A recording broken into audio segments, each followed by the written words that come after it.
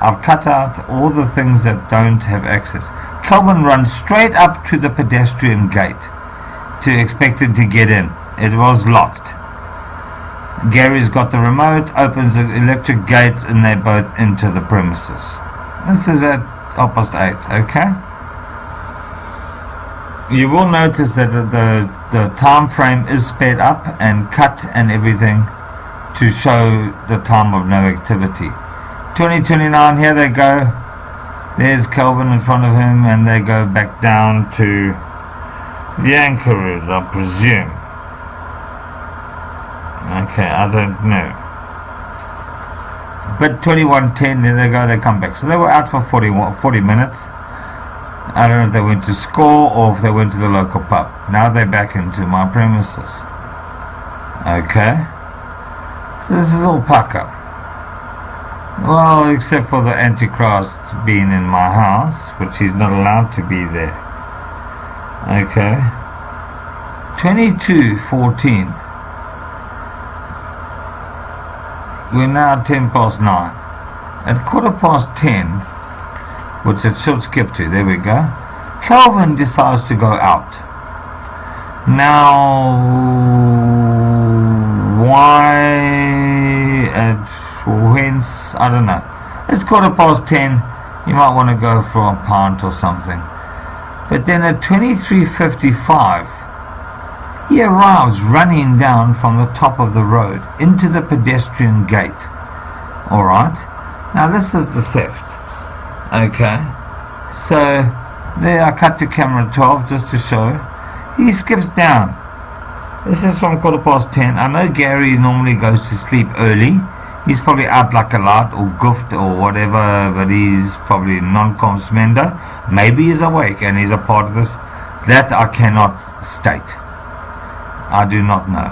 Here comes Puff the boy, Kelvin. He stands outside now from 4:26 to about 4:56. He stands outside for literally about 30 seconds looking up and down the road. Okay, this is 12:05 on Thursday evening, Friday morning. He will go back in. You can see him, he's just behind the 2019 on the camera. There he goes back in, and he will come out with a laptop bag. And the kids and my mother and everyone said, "Oh, is that really a laptop bag?" You know, I said, "Come on, it is." And they said they can't see it. So I went back to the company across the road and cut it to camera 12. And I slowed it down, and you can see him now exiting the premises with a laptop bag. The strap is actually dangling around his ankles. Why he is running is beyond me, because he's a thick drug addict, white, stupid person that plays with dirty winkies. 2 o'clock in the morning, he arrives home via a car. Okay, 2:07 in the morning. I sped it up because he actually comes out shortly. We're going to have a visitor that comes up the road. This is now, you got to know. There's an African gentleman. He's come up the road and he's totally unnoticeable. But you'll see that he scans at the top of the road. I don't know if he's looking for an address or if he can't find the place.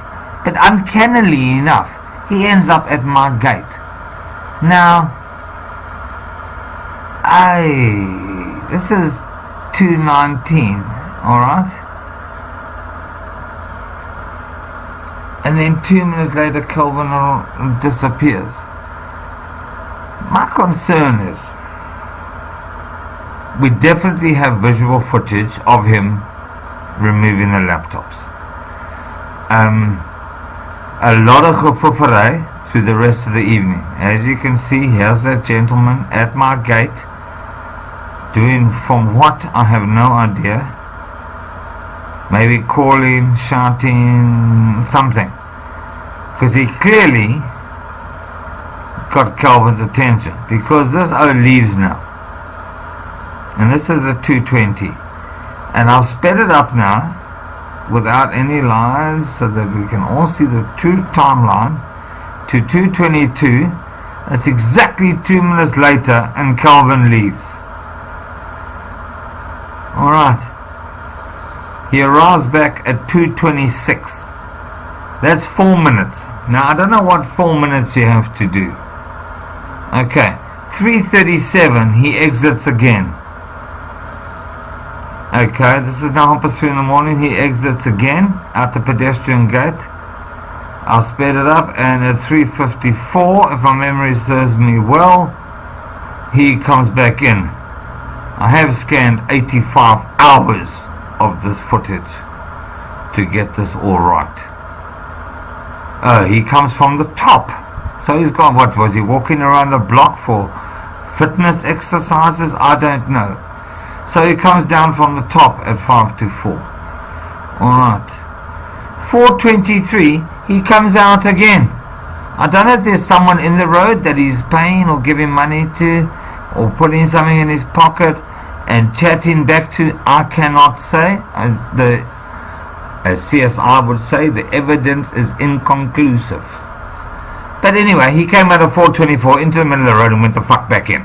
So I mean, come on, you got to be a bit fucking dodge. Okay. 8:41 the next morning, Gary goes off, forgets something, comes back and leaves a couple of minutes later. The theft has been done, as you are witness. But my reason for doing this is to establish a pure timeline from his entrance into my premises at 16:52 on the 18th until his exit at 15:05 on the 20th.